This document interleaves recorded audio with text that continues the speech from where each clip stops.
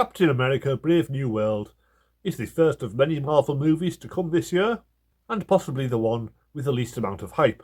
Thunderbolts looks like fun, like Marvel's version of Suicide Squad, and Fantastic Four is a whole new universe, so it seems like it could be new and fresh.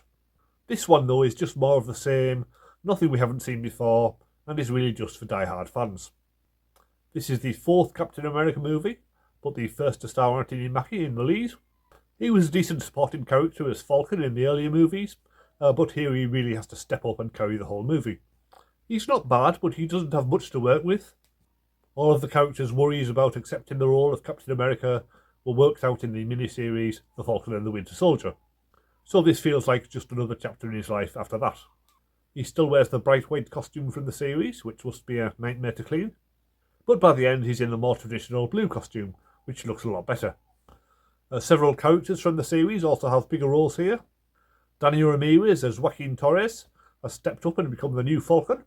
He has a good chemistry with Mackie, so they make a good team. Carl Lumley also returns as Isaiah Bradley.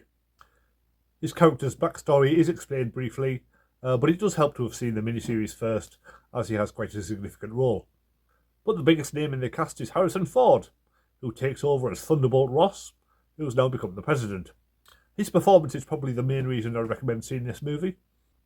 He's 82 years old, but looks at least 10 years younger, and still has great screen presence, taking a character who could have been just another dodgy president and giving him a lot more layers. So you can still sympathise with him, even though many of his actions are rather questionable. The story itself is not too different from what we've seen in the earlier Captain America movies. More government conspiracies with Cap on the run, unsure who to trust. It was exciting before, but this just feels like more of the same. They even double down on the mind control used in The Winter Soldier. Now it seems like just about anyone can turn into a killing machine if you play them the right song. For me, it would be anything by Justin Bieber. The big difference between this Captain America and the last one is that he has no superpowers. He's just a regular guy with a shield, so he has to use his electric wings to stand any chance in the fight. In theory, it should make it more exciting, as he doesn't have super strength, so he could be beaten to a pulp at any time, and he does get injured, but probably not as much as he should be. The best action scene is probably the aerial fight, where Cap and Falcon take down a bunch of planes, which is not something you would have seen in any of the other Captain America movies, so it feels much more original. Giancarlo Esposito plays the first of the movie's villains. Apparently he's called Sidewinder, but I think he's just referred to as Serpent in the movie. He's another highlight. He's a ruthless and relentless character, and he has a great fight scene against Mackie, but sadly he's only in a few scenes. He really should have been the main villain of the movie.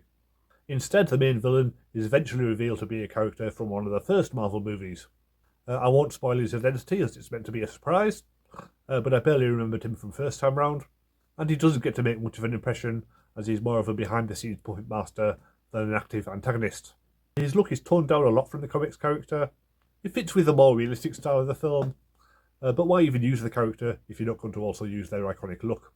The last of the main characters is Shira Haas, who plays the President's top advisor, Ruth Batsarath. It seems her role may have been cut down after the controversy about having an Israeli character in the movie, given the current political situation. There is at least one scene where it looks like she's wearing a superhero costume, but you can't see it very clearly, so they may well have removed some scenes there. She's a decent actor, but maybe a bit too small to be a convincing action hero. The big twist in the final act is President Ross turning into the Red Hulk. I wouldn't normally give away such a late twist in a review, but it was in all the trailers, so the surprise was ruined months ago. I guess knowing about it beforehand does build up the tension. Every time the President gets slightly angry, you wonder if he's about to Hulk out, but I really don't think that was the original intention. When it finally happens, the CGI is decent. It does look like Harrison Ford, and it is fun to see him smashing up the White House, but it's nothing we haven't seen before in any of the other Hulk movies.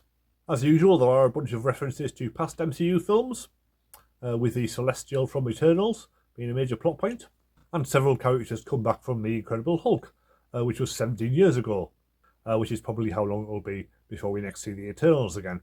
It also teases the future, as adamantium is the big MacGuffin that everybody is after. Sadly, this doesn't really go anywhere, and there are no hints of Wolverine's backstory playing out just yet. Overall, it's pretty average for an MCU movie. There's some decent action scenes, but nothing spectacularly different. If you're a big fan of the series, then you've probably seen it already. Everyone else might as well wait for it to come on Disney+.